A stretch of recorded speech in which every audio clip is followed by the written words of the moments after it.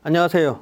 인포마켓 구독자 여러분. 새벽에 미국 증시가 급락한 가운데 브로드컴도 10% 이상 빠지고요. 오라클도 추가 하락해서 많은 분들이 지금 불안에 떠질 텐데요. 전혀 그러실 필요가 없습니다. 이러다가 또 AI가 증거를 강력히 보여주면 증시가 또 언제 그랬냐는 듯이 회복될 수가 있거든요. 지금은 거대한 흐름에 들어섰다 이렇게 보셔야 됩니다. 일론 머스크가 스페이스 X를 통해서 우주 공간에 데이터 센터를 올리려고 하고 있고요. 또 지금 설명드릴 HBM에서도 조용한 혁명이 진행되고 있습니다. 지금 제덱에서 깜짝 놀랄 뉴스를 발표를 했는데요. SPHBM4 이거를 규격을 발표했습니다.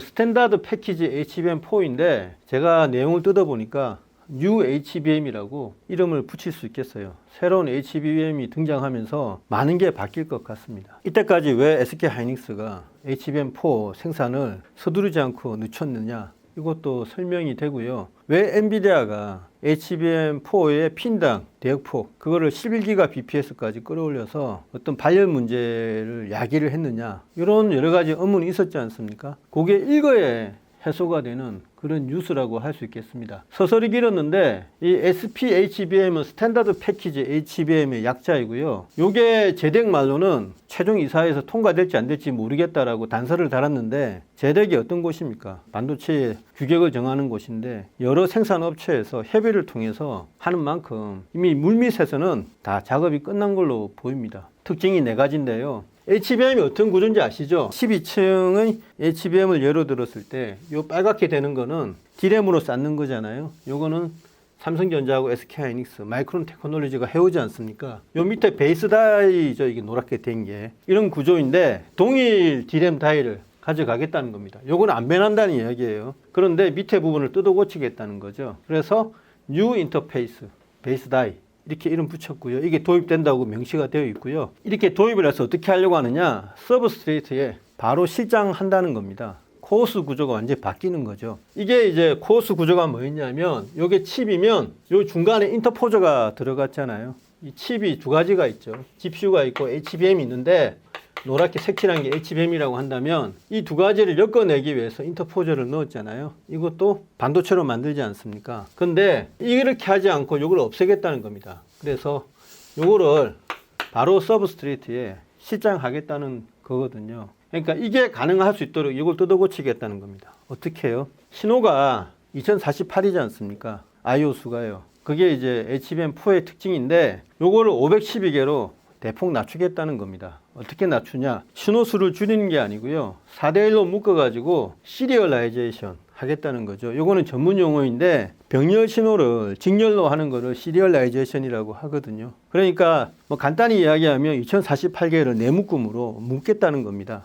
묶어서 그걸 직렬 신호로 해서 보내겠다는 거거든요. 이렇게 되면 범프 피치가 굉장히 완화가 됩니다. 제가 예전에 이제 HBM의 어떤 베이스 다이를 설명할 때 요건 항구라고 했지 않습니까? 항구. 수많은 신호가 2048개의 신호가 오면 여기에 2048개의 신호를 모아서 떠나 보낸다고 했잖아요. 어디로요? GPU 쪽으로요. 그러니까 2048개의 병렬 신호를 한꺼번에 쫙 보내는 게 이 베이스 다이 역할이었는데, 뉴 베이스 다이에서는 요 2048개 작은 배로 수많은 신호를 보내니까 배끼리 부딪힌다 이겁니다. 바다의 폭은 정해져 있는데 그 바다 위를 넘어가 있는 배수가 2048개라고 그러면 다닥다닥 부닥치고 공간이 없잖아요. 야, 그러지 말고 2048개의 작은 배를 큰 배 512개로 바꿔라 이겁니다. 그러니까 배끼리 간격도 있고 좀 더 멀리 갈 수 있잖아요. 비유적으로 한다면. 그래서 요거를 바꾸는 건데, 이렇게 하려면요 시리얼라이제이션 기술이 필요합니다. 그럼 왜 이렇게 이때까지는 안 했냐? 이게 설계가 굉장히 어렵거든요. 예전에 이제 HMC라고 하이브리드 메모리 큐브라는 HBM의 할아버지가 있었는데 그때는 그렇게 하려고 했었습니다. 그러면은 이렇게 2048개를 일일이 다 보내는 그런 필요가 없거든요. 이게 직렬화해서 보내면 간단했는데 왜 안 했냐? 이게 설계가 너무 어렵고 비용 때문에 안 했다 이겁니다.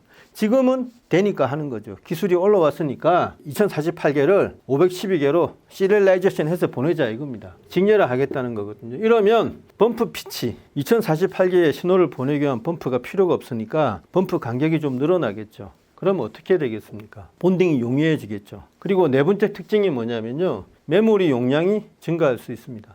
요거는 HBM 구조를 좀 아셔야 되는데, 아까 병렬로 2048을 보내면요, 이 신호를 멀리 보낼 수가 없습니다. 이게 연결할 때 최우선적인 게 신호와 신호의 타이밍이 맞아야 되거든요. 이거를 전문 용어로 스큐라고 하는데요. 스큐가 맞아 떨어져야 됩니다. 근데 2048개를 보내면 스큐 해결하는 게 굉장히 어렵죠. 그래서 GPU 주변에 HBM을 다닥다닥 붙여가지고 이 신호의 어떤 선 길이를 최소한으로 해가지고 붙인 거거든요. 근데 직렬화를 해서 512개로 좀 이렇게 신호의 수를 줄일 수만 있으면 이 GPU 주변에 HBM을 좀 떨어뜨릴 수가 있습니다. 그러니까 이게 GPU라면 보통 이렇게 뭐 6개, 8개 붙이는데 이렇게 돼 있잖아요. 요거를 좀 더 떨어뜨릴 수 있으니까 더 붙일 수가 있다고, 이렇게. 그러면 GPU 하나에다가 더 많은 HBM을 연결할 수가 있겠죠. 직렬 신호니까 그게 가능한 겁니다. 그래서 결과적으로는 메모리 용량을 증가시킬 수 있다는 거죠. 그래서 이런 HBM을 왜 도입하려고 하느냐? 첫 번째는 발열 문제입니다. 2048개의 다닥다닥한 I/O 신호에서 나오는 발열 문제, 요거를 떨어뜨리면서 이게 발열 문제를 해결해 보자는 거고요. 두 번째는 비용 문제죠. 그러니까 이 코어스의 제일 중요한 인터포저, 이것도 반도체니까 TSMC가 이걸 뽑아내느라고 굉장히 고생을 하고 있거든요. 이런 거를 이제 비용 문제를 좀 떨어뜨려 보자는 거죠. 그러니까 인터포저가 만들기 어렵고 비용이 비싼데 이 서브스트레이트도 굉장한 기술입니다. 근데 서브스트레이트가 최근 들어서 계속적으로 기술적인 비약을 달성하고 있으니까 굳이 비싼 인터포저를 쓸 필요가 있나? HBM의 베이스 다이만 좀 개선하더라도 서브스트레이트를 인터포저 대신 쓸 수 있지 않냐? 그러면 비용이 대폭 줄어들겠죠. 그 다음에 수율도 굉장히 올라갑니다.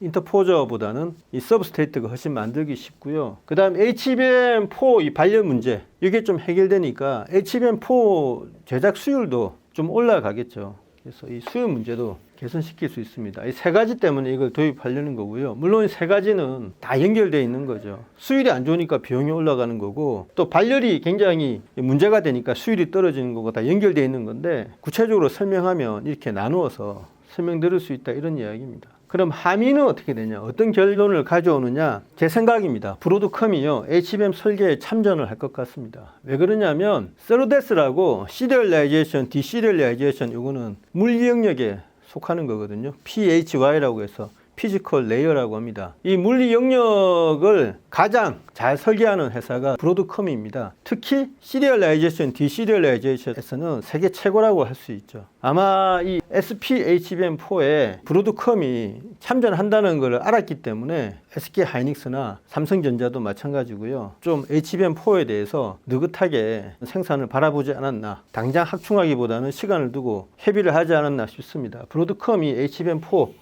설계에 참여한다. 이게 제일 중요한 함이고요. TSMC의 입김이 강화될 것 같습니다. 왜냐하면 브로드컴이 설계 참여하더라도 제작은 TSMC가 하잖아요. 특히 최종 본딩은 TSMC가 합니다. 무슨 말이냐면 요거는 SK 하이닉스하고 삼성전자에서 생산을 하는데 베이스 다이하고 요거 붙일 때 본딩을 한번 해야 되잖아요. 그리고 요거를 또 붙일 때 본딩을 한번 해야 되지 않습니까? 어디에 본딩을 해야 됩니까? 이번에는 PCB에 본딩을 해야 되잖아요. 그러니까 요거는 좀 이제 신호가 듬성듬성이 있으니까 훨씬 더 여유롭게 본딩을 할 수 있겠죠. 그래서 두 번 다 본딩을 해야 되는데 요거는 TSMC가 직접 할 것 같습니다. 그러니까 저번에 내보냈던 영상 본딩도 TSMC가 한다. 요거는 틀린 이야기는 아니죠. 그리고 세 번째 함의는 TC 본도도 지속적으로 사용이 될 것 같습니다. 이게 본딩할 때 이 PCB에 바로 본딩할 수 있기 때문에 그 이야기는 굳이 하이브리드 본딩이 필요 없다는 거죠, 당장은. 이게 단층 본딩이라고 했을 때 굉장히 정밀한 영역에 하이브리드 본더가 들어가죠. 소니도 예전에 광센서 본딩할 때도 하이브리드 본딩 썼는데 그거는 진짜 어드밴스드 패키징이고요. 요거는 서브스트레이트니까 정말 고정밀의 하이브리드 본더 대신 TC 본더로도 충분합니다. 저는 항상 하이브리드 본더가 단층에는 쓸 수 있을지 몰라도 적층하는 HBM에 사용 못한다고 말씀드렸잖아요. 근데 여기서는 단층에서도 하이브리드 본더를 안 쓰고 TC 본딩을 쓸지도 모릅니다. 다 누가 한다고요? 본딩을 TSMC가 합니다.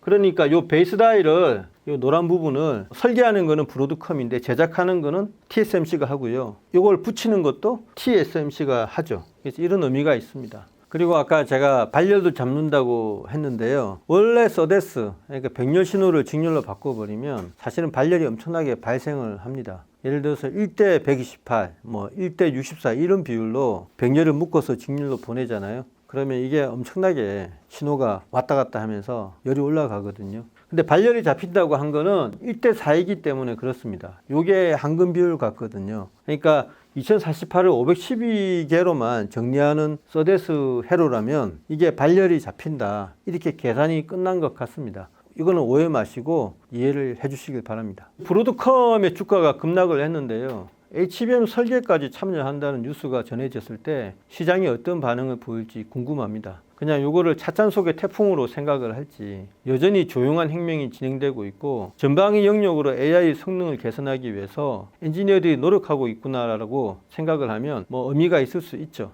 여러분 전반적으로 AI에 대한 불안감이 확산되지만 지금은 잘 버티셔야 되고 조만간 좋은 시장 흐름이 찾아올 걸로 생각을 하셔야 됩니다. 이게 뭐 미국 시장이 무너진다, AI가 무너진다 생각하시면 이게 오산일 수가 있거든요. 그 이야기는 차차 해드리겠습니다. 네, 감사합니다.